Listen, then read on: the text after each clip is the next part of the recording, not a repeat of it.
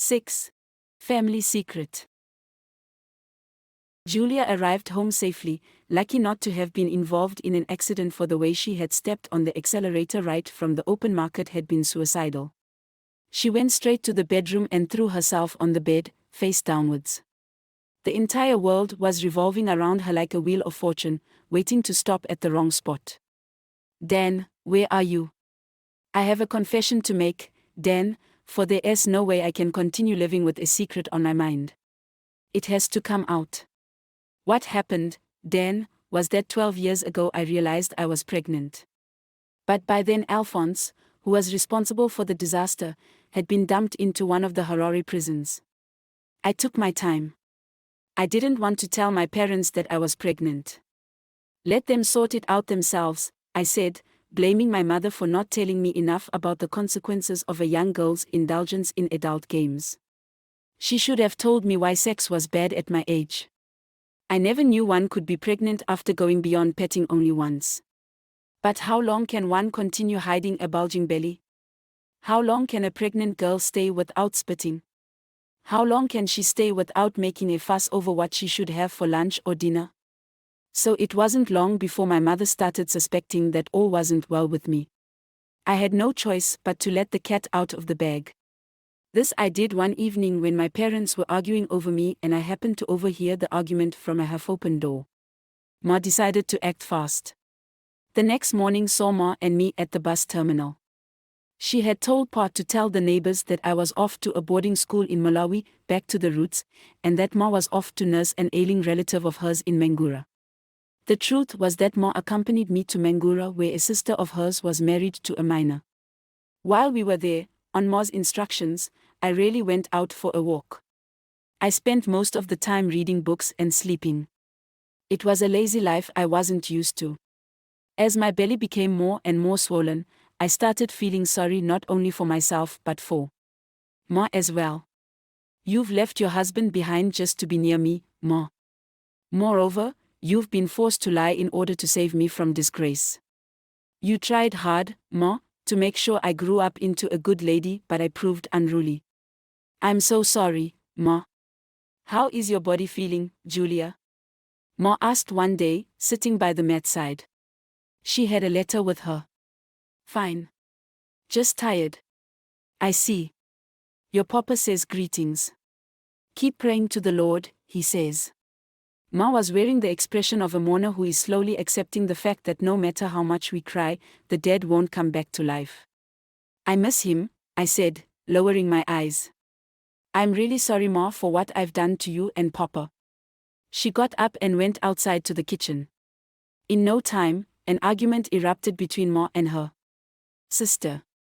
Your husband is right, Naifoka, Aunt was saying. You've to go back. There's no way you can retrieve spilt milk. I'm staying here with my daughter until she's well again. You don't have to. I can look after her. I'm here. Sister, your mind seems to forget that Julia is still a schoolgirl. She can go back to school after she has. And be a laughing stock. A lot of girls have fallen pregnant while still at school. I don't see why. Sister, Ma said sternly, I'm thinking about the future, sweating for it.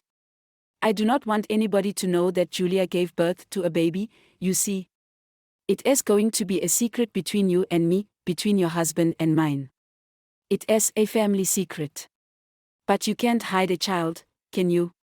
That is why I'm here, sister, Ma said, and then the voices grew faint. I almost sat up, startled. What was Ma trying to say? I asked myself, suddenly afraid. Could it be that she was thinking of getting rid of the baby the moment it was born? Good God. I won't let her. This baby is going to be my burden of shame and my burden alone. I tossed about on the mat, still worried about what I had overheard. I'm thinking about the future. I'm sweating for it. I do not want anybody to know that Julia gave birth to a baby. That is what Ma had just said. But had she meant it? I closed my eyes as if trying to distance myself from the rest of the world. Slowly I started feeling drowsy and then I slept. I had a dream. I saw an angel calling me to go where he was sitting on a raised platform in a hall which was full of young women, slightly older than me. The hall reminded me of a huge church I had once seen on the outskirts of Harare, for it had no ceiling. As I approached the angel, I suddenly saw a baby lying on his feet like a puss. To my horror, the baby, about a month or so old, sat upright and picked up a huge needle. Then it rose to its feet slowly, holding the needle the way a doctor holds a syringe. It was smiling broadly, exposing its naked gums. The angel, dressed in black, told me to stop and stand still. Then turning slowly to the rest of the congregation, he said he had a word or two to say to us. He explained that we had all gathered there because of the nature of our sins on earth. We were all baby killers, whether by abortion or negligence. We had killed our babies because we thought we would remain young, fresh, and appealing forever. In other words, the angel said, his voice cracked like that of an old woman, we had decided to spit at the Lord's face. So here we were, gathered in the hall to receive punishment from the very babies we had denied the right to live.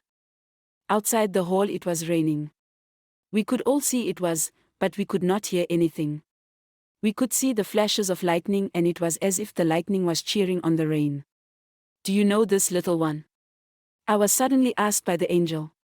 I looked at him and I was reminded of an old man I had seen at the market in Mufakos, an old man who had asked me for a coin or two, but I had said no, go away.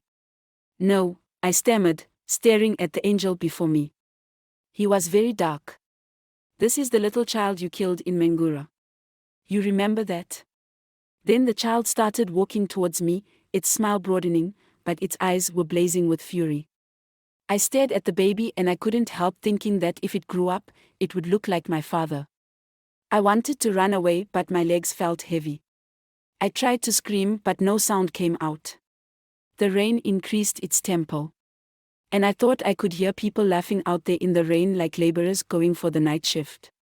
With a shriek, the baby flew at me and the needle went straight to my left eye, piercing it. The pain was blinding, but I just stood there like a statue. It was as if my mind had boycotted me, I couldn't do anything. The other members of the congregation started shrieking as they realized, terrified, what kind of punishment awaited them too.